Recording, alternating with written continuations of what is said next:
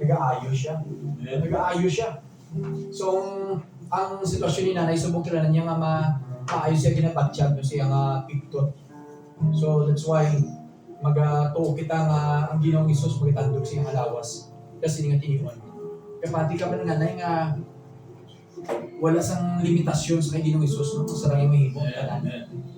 Gatuo ka na silang bagay. So, since nga gatuo ikaw, wala sang imposible gito. Wala sang imposible nga ayaw ka ni Ginoong Hesus nga gabi. Let's pray. Okay? Binigyan ako si nanay no? Sa pagpapayo. Ginoo, nagkakari kami karon sa siyang gabi, Lord.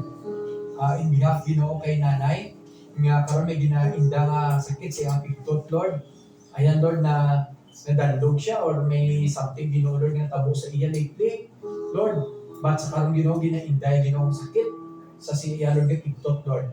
Ginoo, ikaw, Ginoo, ang Diyos namon, nga ginatuuhan, Ginoo, nga nagporma sa amon, Lord, ng mga lawas.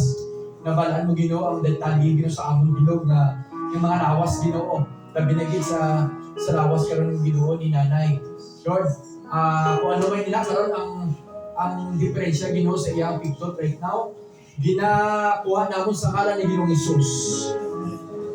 Sakit, be removed in Jesus' name. In Jesus' name. Ikaw nga nagapabudlay sa kay nanay, ginakansilan namon karon ang gahom sa sakit sa iyang pigtot in the name of Jesus. In the name of Jesus. Salamat Ginoong Hesus sa pagtandog sa masakit nga bahay sa lawas ni nanay karon, Lord. Katuo kami, Ginoo, nga ikaw wala Ginoo sa imposible sa imo, Lord. Kaya si nanay Ginoo nagatuugid sina, Lord, sa imo. So salamat Ginoong Hesus sa pag-ayaw Ginoo kay nanay. In Jesus' name. In Jesus' name. Salamat, Lord. Salamat, Ginoo, sa pagtuugid sa sakit sa lawas ni nanay, Ginoo.